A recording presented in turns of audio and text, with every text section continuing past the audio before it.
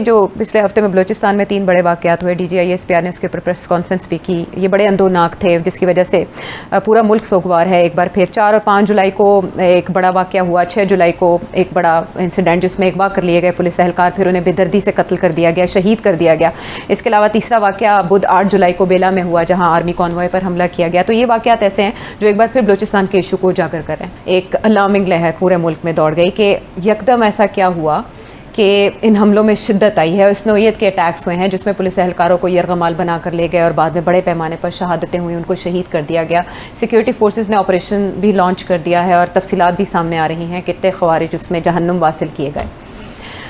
اب اس میں آپ ایک عرصے سے بتا رہے ہیں کہ جو بیرونی طاقتیں ہیں ان میں کون کون شامل ہے اور بلوچستان میں ان کے مقاصد کیا ہو سکتے ہیں. اس پورے ہفتے کے دوران جو ہم نے اسٹیٹمنٹس دیکھی اس میں DGISPR نے پریس کانفرنس کر کے ان واقعات کی تفصیل بتائی اور پھر انہوں نے یہ بتایا کہ ظاہر ہے اس دہشت گردی کے پیچھے اصل میں بھارت ہے، لیکن افغانستان میں موجود عناصر استعمال ہو رہے ہیں.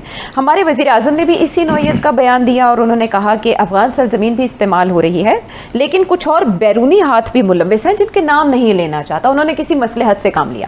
دیکھیں، طالبان کی اور انڈیا کی بہت اچھے اب آج کل ان کے ٹرمز ہو گئے ہیں، تو اس لیے انہوں نے کہہ دیا ہوگا کہ ان کا DNA جو ہے وہ انڈین ہے. ویسے تو خیر یہ بات تو سر مجھے اور آپ کو کہنی چاہیے، اس لیے کہ اصل میں تو ہمارا DNA انڈین ہے، تو لیکن ہم تو نہیں کہتے. لیکن سر یہ میں نے نہیں سنا کہ کبھی بھارت نے کہا کہ طالبان جو ہیں وہ ٹیررسٹ ہیں یا ان کے بارے میں جیسے آپ باتیں کہہ رہے ہیں تو وہ باتیں انہوں نے ان کو بار بار کہی ہو. یہ سب کچھ تو ہم کہتے ہیں، ہم نے ان کی گورنمنٹ بنائی تھی طالبان کی اور اب ہم ہی کہتے ہیں.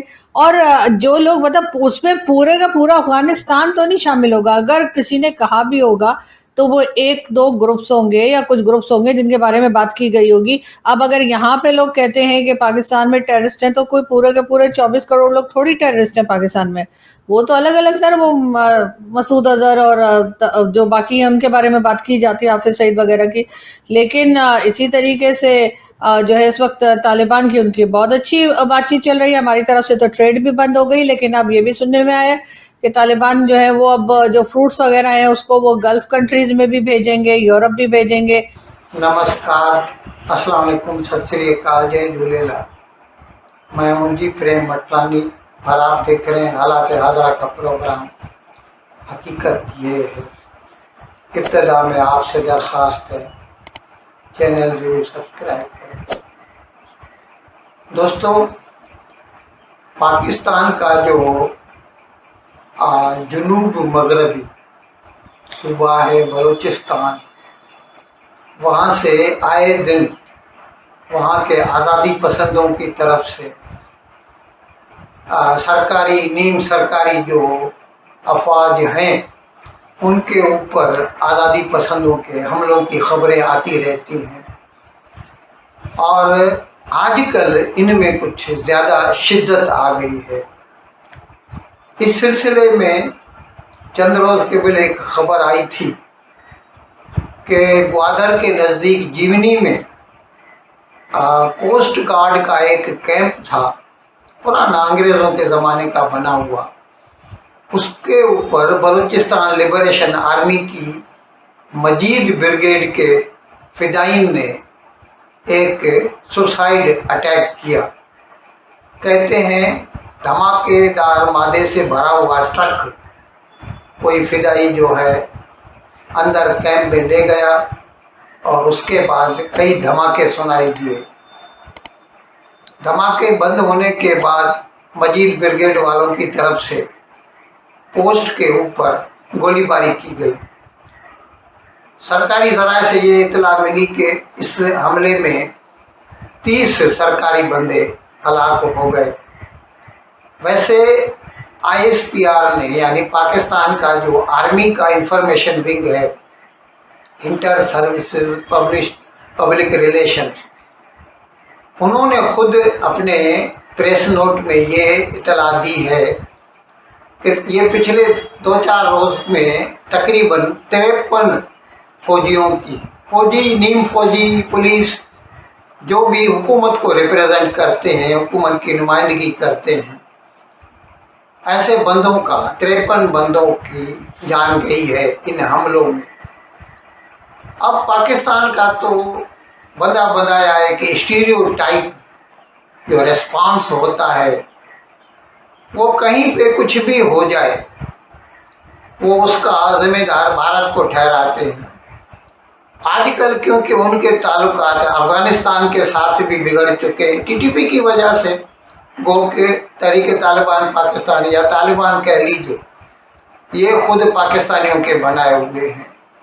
और जब तालिबान की हुकूमत बनी थी 21 में, 15 अगस्त 21 को, तो उस वक्त तो जनरल फैज़ हमीद जो है वहाँ पर गया था और ऐसे दिखाई दे रहा था कि हमारी सरकार है, यानी एक लिहाज से जैसे कहते थे कि पाकिस्तान का ये 5वां सूबा है।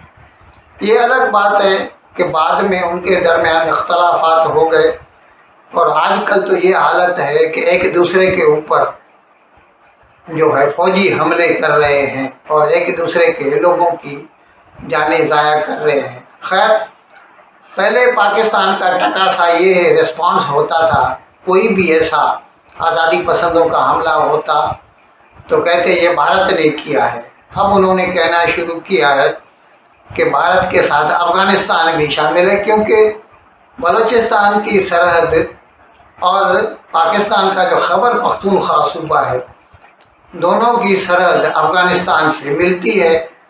तो अभी भारत को सीधा सीधा जब वो जिम्मेदार करार देते हैं तो उसमें हकीकत का अंसर कम दिखाई देता है, क्योंकि बलूचिस्तान की सरहद तो भारत के साथ मिलती नहीं है। इसीलिए भारत किस तरह उनकी मदद कर सकता है, इसीलिए वो अफ़गानिस्तान को घसीटते हैं कि अफ़गानिस्तान के थ्रू भारत जो है बलोचों की मदद करता है। अब यहाँ पर आप खुद देखिए, पाकिस्तान में सिवाय पंजाब के सबको पाकिस्तान की मरकज़ी सरकार से शिकायत है।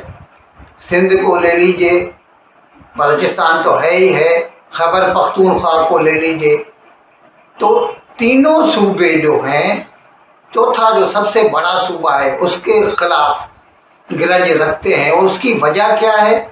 वजह ये है कि पाकिस्तान बनने के बाद से इन्होंने हमेशा छोटे सूबों के जो हकूक़ हैं उनको गस्ब किया है। और इसकी सबसे बड़ी उसका बड़ा सबूत तो 1971 में मशरक़ी पाकिस्तान का टूटना था और बांग्लादेश का बनना था। लेकिन इसके बावजूद आज भी पंजाबियों को, पंजाबी फ़ौज को, पंजाबी ब्यूरोक्रेसी को, उनको अक्ल नहीं आई। उस वक़्त भी इनका रिस्पॉन्स यही होता था कि ये भारत करता है, आज भी इनका रिस्पॉन्स यही होता है। अभी देखिए, बलूचिस्तान को छोड़िए, खैबर पख्तूनख्वा को छोड़िए, पाकिस्तान ऑक्यूपाइड कश्मीर में पिछले 1-1.5 माह से लगातार मुजाहरे हो रहे हैं और उसका जवाब पाकिस्तानी सरकार के पास क्या है? यही है कि ये जो है दहशतगर्द हैं और उनके ऊपर फिर गोली चलाते हैं। और मैंने एक प्रोग्राम किया था, 22-23 आदमियों को हलाक कर दिया, निहत्तों को। ये हालत है।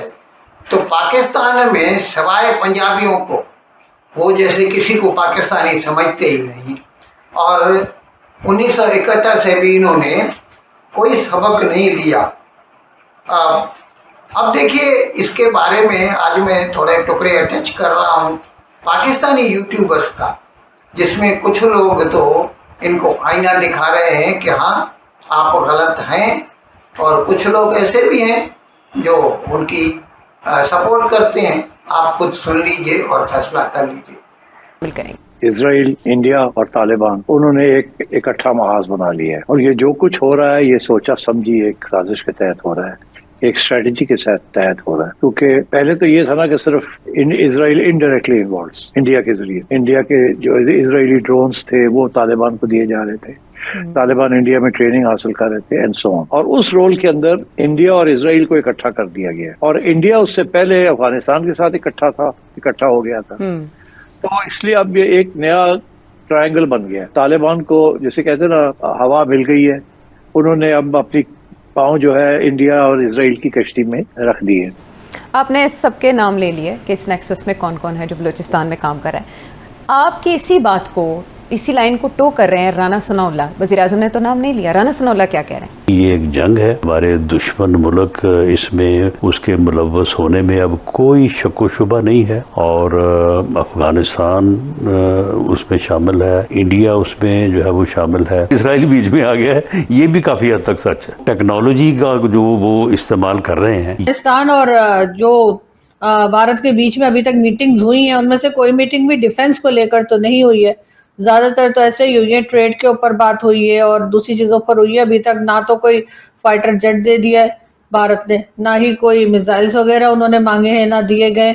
تو سر ہم کس لیے گھبرا رہے ہیں؟ اور ڈی این اے تو وہ تو سر ابھی انڈونیشین پرائم منسٹر نے بھی کہا تھا، وہ ایک ریسپیکٹ کے لیے کہا جاتا ہے کہ ظاہر اگر ان کا ڈی این اے انڈین ہوا، وہ یہ بتا رہے تھے کہ ان کا ڈی این اے اگر انڈین ہوا تو ان کو خوشی ہوگی، نہ کہ وہ پریشان ہو جائیں گے. یہ باتیں تو ہمیں کہنی چاہیے، ہمارے پرائم منسٹر کو کہنی چاہیے، ہمارے یہاں کے لوگوں کو جو پورے پاکستان میں ہے ان کو کہنا چاہیے کہ ہمارا ڈی این اے انڈین ہے، کیونکہ ہم تو نہیں بدل سکتے نا سر. ان الفاظ کے ساتھ آج کا پروگرام ختم کرنے کی آپ سے اجازت چاہتا ہوں، لیکن وداع لینے سے پہلے ایک مرتبہ پھر آپ سے میری درخواست ہے کہ جس کسی صاحبہ نے اب تک ہمارے اس چینل کو سبسکرائب نہیں کیا، حضرائے کرم اس کو جلد سے جلد سبسکرائب کریں، پروگرام کو لائک کریں، شیئر کریں اور گھنٹی کا بٹن دبانا نہ بھولیں. بہت بہت شکریہ. خدا حافظ.